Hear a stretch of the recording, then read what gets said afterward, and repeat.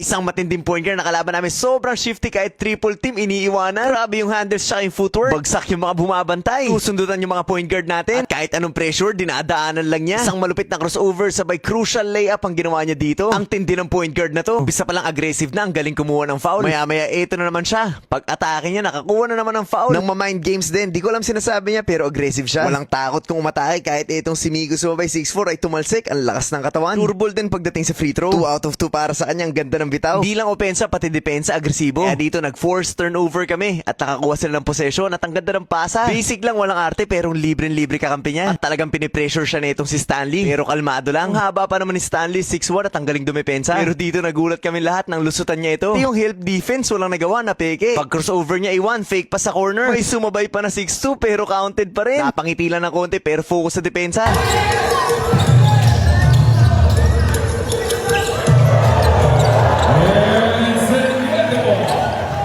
Katapos sa isang malupit na opensa, isang magandang depensa naman nakasunod. Kuha na naman niya yung bola. Susundot pa si Uncle Joey pero napakaganda na spin move. Hindi man niya na-shoot pero nakakuha na naman ng foul.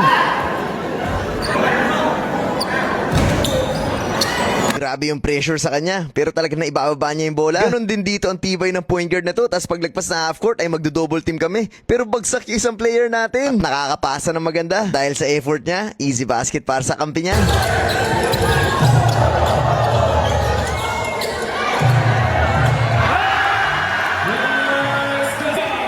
Tapos next possession, eto na, sinundutan niya si Uncle Joey. Grabe yung hustle nito. Pati yung mga tao sa ilalim, gulat na gulat.